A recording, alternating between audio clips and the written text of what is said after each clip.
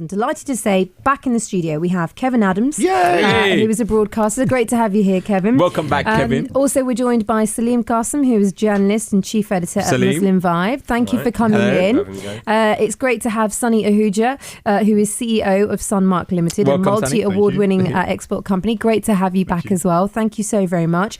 Delighted to welcome into the studio for the first time Sukh Sodhi from the Sikh Press Association. Sukh, pleasure having you here. Hi, thanks. Thank you for coming in. And finally, we did speak to Jagraj around about 2 weeks ago, so I'm really delighted that he's able to come in tonight. We're also joined in the studio by Jagraj Singh from Basics of Sikhi. Jagraj, it's a pleasure to have you here.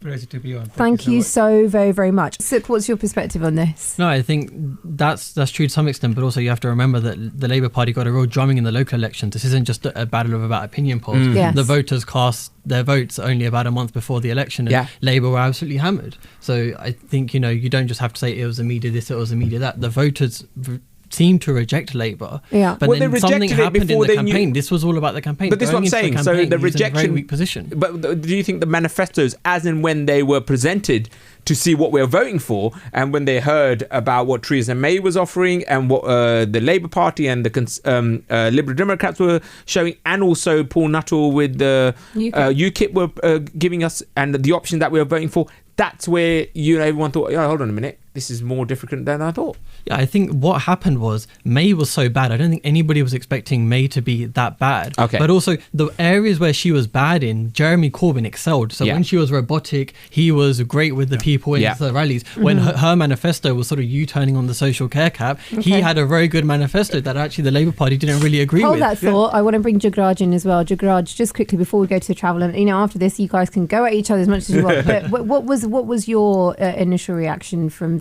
the election results? Well, I'd actually hoped for Jeremy to win. So I was just a little bit disappointed that we ended up in a situation where Theresa, it was a great result for Labour, but I really did want Jeremy Corbyn to win. To be honest, I thought that on a personal community level, we had the first Sikh Turban MP elected, Tan Desi from Slough. We've had Preet Shergill, the first female Sikh MP, and they were all young generation. And, to be honest, for us, it's been a great result. I would say that it's great to see more ethnic minority people getting involved in politics. Is what we've been encouraging for a long time. Yes. That, you can't engage with the country if you don't decide to work within the political system. I think the parties are being forced into a position where they have to now sort of adopt ethnic minority candidates and diverse candidates as well, LGBTQ and women. You start looking at lists, and if there's not a woman on there, people start saying, well, what's going on here? Because this is sort of prejudiced. And rightly so. The parties have come to that. I think, especially I know the Sikh community very well. Something that I was very pleased about was that in 2015, we didn't get any Sikh MPs elected. And that was sort of a great shame for our community. I think what we've done now is we've broken sort of a critical mass where, because obviously elections are very important, MPs, local constituencies vote them in, but they're also subject to national factors and national swings. Of course, yeah. And I think what we have now in the Sikh community is we have enough candidates to sort of weather and account for any national swing. So, for example, Paul Nuttall in Wolverhampton South West, a lot of people are pinning their hopes on him, but the Tories did worse than expected and he didn't win his seat. And that was quite a shock. And that happened in 2015, and that's sort of how we ended up with no MPs. But this time we had Tan Desi in Slough. That's a safe Labour seat, and the Tories were actually targeting him. It was a safe Labour seat, but the Tories were still targeting Slough, and he got in very well. Preet Gill as well. I don't think Sikhs realise also, Guldeep Sahota in Telford could have become the second turban-wearing Sikh. He was only 700 votes out. It was very, very close seats, aren't they? Very close seats. There were so many seats where there was only a couple of hundred votes in it. I think there's 20 odd seats where it's less than a 1% margin. So this was an extremely close election. 2,000 more votes would have put Jeremy Corbyn in Downing Street. 66 more votes would have put Theresa May in. You know what? When we talk about every vote counts in this election, we did notice every vote counted. Absolutely. And Jagraj, you wanted to comment on this? Yeah, I think for most of us, Facebook and those things have become so important now. Yes. And I think that the Corbyn campaign really managed that amazingly well. And all the old Corbyn videos actually made a big difference to people like me. Because in what way? You can see that he had principles that he'd kept up since the 70s, 80s, 90s. And so I just felt that this was a guy who had principles. And I changed my mind on him totally. And so you weren't swayed by what you heard in the news, you saw on the front pages, nothing like that. Honest, you went with the videos. I got offended by because I subscribed to the Mail. Not the Mail, sorry. Too late, can't take it back. Apologies, the Week. And I was reading the Week and I was like, it's so negative. Then I go to the BBC website, it's so negative. You go on Facebook, there's really positive videos. And I was like, there's a bias, proper bias going on here. That you can't even, it's just blatant. I mean, for me, some of the policies... But you say that, but come on, if you're talking about the BBC, just in the defence here, BBC only reported what was happening. If you've got someone like Diane Abbott who's making mistakes, if you've got someone like Jeremy Corbyn who goes on to Women's Hour, one of the most listened shows in the country, and gets his numbers wrong, that's not on us, that's on him, isn't it? I don't think so. There's an element of there was an overall bias from not just the BBC, but all the media to say this guy is going to fail. I love the quote I heard from one of the Conservatives. I think he's left, or he lost his seat, and he said Theresa May didn't just shoot herself in the foot, she shot herself in the head. And I thought that's just brilliant, because that's basically, for me, that's before this campaign started, I didn't think much of her, but she was the Tory candidate, you expected her to be the Prime Minister. And throughout this campaign, there's been this feeling that, we could get rid of this woman. And I feel that's really, with the youth and the elderly, she really messed it up with the police. When I heard some of the quotes from the Surrey director that tried to get her removed as Home Minister, I was shocked. So I learned more about her in this election, about what her personality what she stood like. for. Interesting. What did you want to come in and say there, Sukh? I think in 2015, the Tories used social media really well in terms of targeting adverts. And I read this morning that they spent £1.2 million in this campaign on negative anti-Corbyn adverts. Yeah, well, I've seen most of them on YouTube. Every time I put on a video, I saw this. And what they didn't realise was a Corbyn rally on Facebook Live that's being shared by all of your Facebook friends is free media. What the Corbyn team managed to do is they didn't even bother going to the press. They knew they were going to get a slapping from the Mail and from the Sun or whatever. They had seen it with Kinnock. They had seen it with the Miliband. So what? We're going to go over the heads of the press. We're going to actually go to the broadcasting media where you get a fairer hearing because of broadcasting rules. And we're going to go straight to social media. They just swept the press aside. I think this is a pivotal election because it's the first election where the mainstream press came out against Labour and it didn't really have that much of an effect. I think a leader is different from a manager. And I see Jeremy Corbyn more as a leader with convictions and a principle and a plan for where he wants to take the country.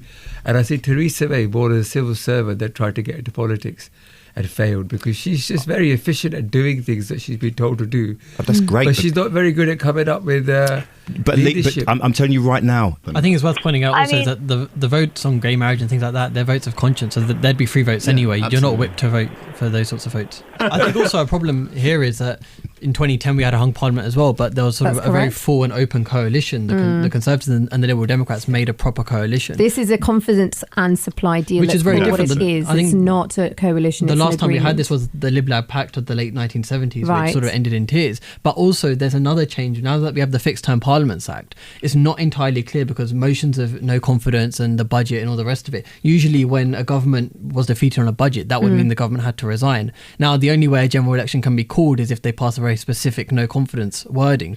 So I think it's all a little bit up in the air in terms of even people in Parliament are sort of wondering about, well, what exactly constitutes the fall of this government now, because we're not entirely sure. To be honest, my perspective's totally changed in the last 6 months or year, because I contracted stage 4 cancer, and then I got to see the NHS from the inside, how it worked, and I had to go to emergency care, and it was a really hectic time for me and my family.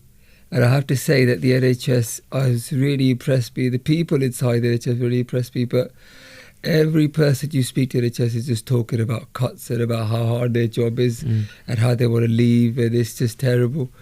And when you're getting that from every person, you just feel like, what are we doing as a country? This is a safety net that keeps so many people alive. And it just seems like the people that are able to afford private healthcare, and I will say that's a lot of Tory voters, they don't seem to be very bothered about the majority of the population. Jagraj, you just said that I changed my opinion about the NHS. What was your opinion before? Well, I saw a lot of inefficiencies and I saw a lot of problems with consultancies, because I worked in London, and I've seen the city people, and I've seen how they see the government as a big cash cow. Right. So I understood that there's going to be loads of problems with giving stupid big IT projects to consultancies that then take years to deliver. Right. And then keep on milking you afterwards. So I've seen that over the last decades. Yeah. And it's become a bit of a theme, really. But leaving that aside, I had never thought it was as bad as it was on the inside. For the people that are working, the nurses, the carers, the ladies that come and help me every day. If it wasn't for them, I don't know how I would function. So I have to say that the NHS is so big and diverse and so crucial to so many people, but a lot of people don't realise that what these cuts are doing. And I would say Jeremy Corbyn really hit a nerve with me when he talked about the NHS giving extra funding, because let's face it, that 350 million a week was never going to happen, was it? What I see at the moment with the Tories is, let's just not focus on that stuff, the social care policies. Let's just focus upon things like Brexit and Jeremy Corbyn's terrible leadership, which didn't work out for them. And the other one is now, it's not a coalition, it's a working relationship, It's like Bill Clinton years ago trying to say that it wasn't what it was. Okay. Hold I that just feel like they just feel we're all stupid and we have to be duped into this double speak. Theresa May saying again and again, she's dropped strong and stable because it's weak and wobbly, but I feel that's like a grand word to cover up what's actually going on, which is, privatisation. Okay. From what I've seen and spoken to people and how they're selling off all the properties and they're working to literally dismantle the NHS, they're actually encouraging hospitals to fail. So when they fail, they say, this is a failing hospital. And we may be better off just swapping this for a private one or changing it. So it's like the plan is very long and deep, and I don't think that most people get it. But the people inside the NHS, when you speak to consultants, the doctors, when they tell you, look, I can't afford to do this scan for this person because our budget's been cut. And it's literally just budgets for things that are really important to people, like scan. For me, like a scan can tell me if I'm doing well or if I'm deteriorating, and I won't know any other way. I think what they've said is right, in that the NHS does need some sort of restructuring. Like, it's obviously not fit for purpose at the moment, but the thing is, it's such a crucial thing. It's the closest thing we have to a national religion, as everybody says. So if it's that important, and if it's going to be that politically unpopular, then what you need is some sort of commission, a cross-party, something from the entire House of Commons, where Labour and the Tories, bipartisan. It needs to be bipartisan. Because at the moment you're just getting one party doing one thing, and then when the next party comes in power, they're dismantling it. It can't be political anymore. It had to stop being political. It has to stop being a punch bag for one party or the other. Well, then they either need to come together or take it out of political control. But it has to become efficient and sensible as to how we use it. Jagraj, you need more money. With the recent things they've tried to make it more efficient, they've actually caused a lot of inefficiencies through that efficiency process. For example, whenever when you phone up now to get an appointment with the doctors, they say, let's do a phone thing. Speak on the phone, yeah. So it took me 3 months for them to work out what was wrong with me, because they kept thinking it was indigestion. At the end, it was cancer. But in those 3 months was when the disease was really progressing. And to be honest, when I hear that from the doctors themselves, that, well, we're not allowed to just make appointments like this, we have to do a telephone thing. Then from telephone they say, okay, you can come in and see us. In the end, I went to A&E. A&E said, no, we can't deal with you, go to your doctor. Doctor sent me back to A&E with a piece of paper that said urgent, and I managed to get myself a scan that proved that it was something bigger than just indigestion, because I'd be suffering for 3 months. So I have to say, that doesn't really stand up for me, because the misdiagnosis problem then causes them to deal with the stage 4 cancer patient, then rather than maybe a 2 or a 3. The problem and is now also the chemotherapy won't work, you see, for me, because it doesn't work. So I've gone past the stage of chemo. So I'm literally just waiting to find out if I survive using whatever other medicines I could find. So and is that medicine provided here at the NHS, or would you have to go privately for that?